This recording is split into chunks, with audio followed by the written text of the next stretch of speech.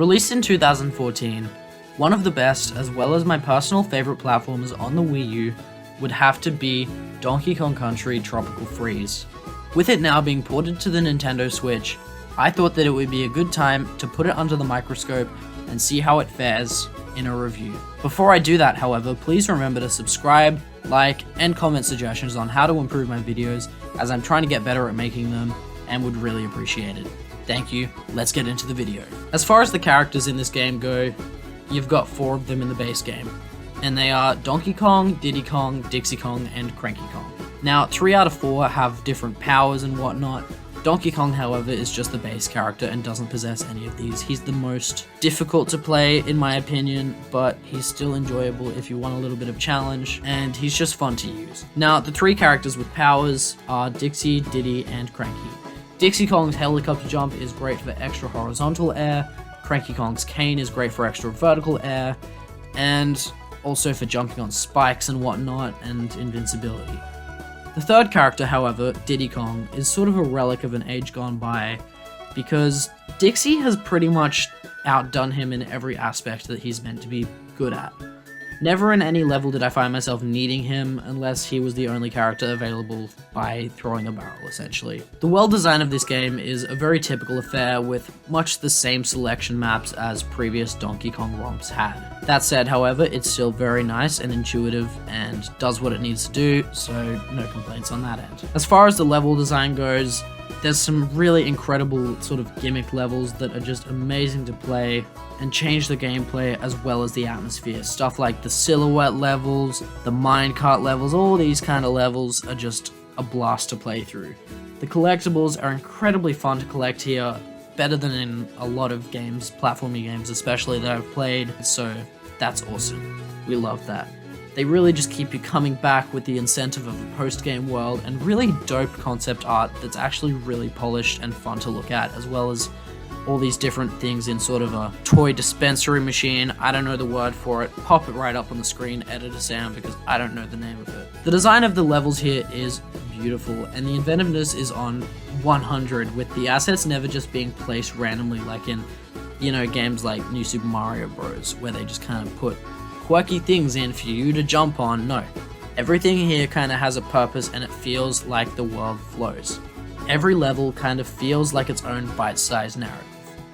This is especially helped by the fact that there's this really cool interplay between the foreground and the background. It's awesome, and it's in a heap of levels. Stuff like fleeing a giant octopus, going through a sawmill on rails, and traversing a forest fire come to mind as some real standout levels of this game.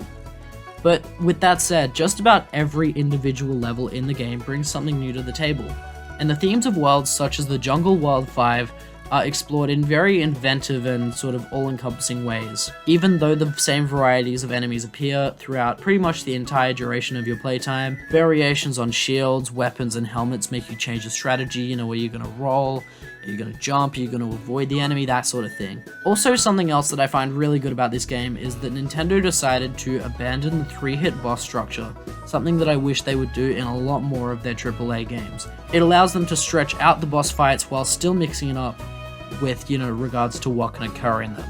But they weren't stretched out in a bad way, by the way. It really is just this thing of keeping the boss fight going for longer, but still bringing a lot of new mix-ups to how you progress through it. The only issue I could really find with the level design is that the challenge rooms are pretty neat at first, but they can get glaringly similar after a while. The real fun here, that said, is in finding their locations, where they are on the map. That's really the meat of getting to them. The presentation of this game is so well polished and so well done, and really not talked about enough. The opening and closing cutscene of the game are gorgeously animated, and I mean Pixar level, like it's cinematic. The middle ones are decent and still charming, but they do sort of get a massive downgrade from those ones at the start and middle, and I kind of wish that they were like them. That said though, they're still really expressive and I love them. The game also runs about as smooth as you could ask for in docked and handheld on Switch, so there's really no complaints on that end. Now, something absolutely incredible about this game is the music. The entire score is just beautiful and has a decent range, so you never hear the same track too often. At some points it sounds transcendent, at others zen, and at others chaotic. It's just all over the place, but in such a really good way. It's all orchestrated, it's all beautiful. Even if you don't have the game, if you can't afford it, whatever, just get the soundtrack and listen to it. Just look it up on YouTube, you won't regret it, because it's literally so immersive, and it works with the gameplay so well.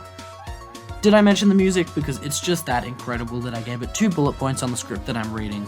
Yep.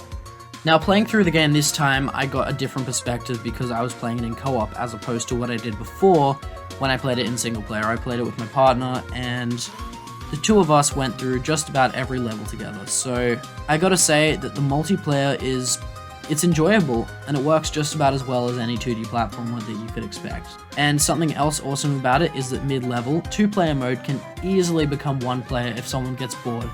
You just have to piggyback their character, and it's pretty much the same, except you can't do the high five thing, but again, not the end of the world. A little bit of a downside to this entire multiplayer thing is that I wish that there could be a way to play with 2 characters that aren't Donkey Kong. He's really the hardest to play with, and it's sort of annoying that one person is always going to have much better movement in their arsenal and Donkey Kong is just going to have pretty much no special moves. I also wish that in multiplayer, the game would auto-change, or at least give you some kind of prompt for a recommended character for a certain level. For example, in a spike-heavy level, I wish that it would say, would you like to play with Cranky Kong? Because it's really frustrating to get into it and realize there's collectibles you basically can't get without those certain characters. Also, a really minor gripe that I have is that the throwing and grabbing should not be the same button as mounting Donkey Kong in multiplayer, because it led to a couple of arguments, a couple of hurt feelings and whatnot, and it was just kind of silly. I think that really needs to get fixed. Now, something really stupid that I guess I can understand it, but I just think it's dumb, is taking double lives in multiplayer.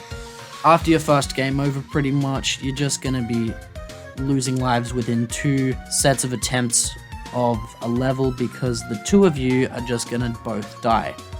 And you're gonna have to go all the way back to the start of the level, pretty much making checkpoints near irrelevant. Now, the base game itself is solid, but the port here actually has a couple of new additions that I think I should go over briefly. The funky mode is a really good addition for accessibility if you have a younger sibling or anyone else who may have, disabilities or be a little older or not into gaming or whatever.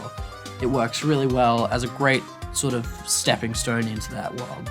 It can, however, be annoying because now, opposite to the base game, the second player is for some reason underpowered compared to Funky. You should be able to just play with 2 Funky Kong if you want, and like I said for the base game, mix and match the characters however you want.